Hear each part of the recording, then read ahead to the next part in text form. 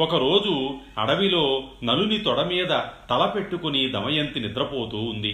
ఆమెను చూసి నలుడు, ఈ సుకుమారి నాతో అడవులలో కష్టాలు పడుతోంది. నా వెంట ఉండడమే ఈమె కష్టాలకు కారణం. నేను లేకపోతే ఈమె పుట్టింటికి వెళ్ళి సుఖపడుతుంది అని మనస్సులో అనుకొని తాను ధరించిన చీరభాగాన్ని చింపి పైన వేసుకుని ఆమెను వదలలేక విడిచి వెళ్ళాడు.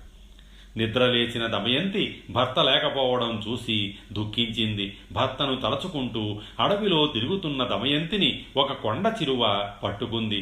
భయంతో దమయంతి కేకలు వేసింది.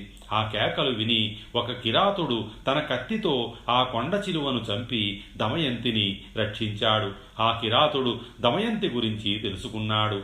ఆమె నిస్సహాయతను తెలుసుకుని ఆమెను తాకబోవగా దమయంతి అతనిని భస్మం చేసింది. భర్తను తలుచుకుంటూ అడవిలో దారి తెన్ను లేకుండా ప్రయాణిస్తూ ఉండగా ఆమెకు ఒక మునిపల్లె కనపడింది. అక్కడ ఆమె మునిశ్రేష్ఠులను చూసింది. మునులు దమయంతిని చూసి, అమ్మా, నీవు ఎవరు? ఒంటరిగా ఎందుకు తిరుగుతున్నావు అని అడిగారు. సమాధానంగా దమయంతి, మునిపుంగవులారా, నేను నలచక్రవర్తి భార్యను. నా పేరు దమయంతి. విధివశంతో నా భర్త నన్ను విడిచి వెళ్ళాడు. నాకు వారి జాడ చెప్పగలరా? నేను భర్త లేనిదే జీవించలేను అని అడిగింది. మునులు, అమ్మా, నీకు త్వరలోనే భర్త సమాగమం జరుగుతుంది, చింతపడకుము అని చెప్పి వెళ్ళారు. దమయంతి పిచ్చిదానిలా భర్తను వెతుక్కుంటూ ఆ అడవిలో తిరుగుతూ ఉంది.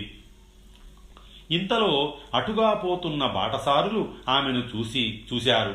కొందరు ఆమెను పిచ్చిది అని ఎగతాళి చేశారు. కొందరు ఆమెకు మొక్కారు.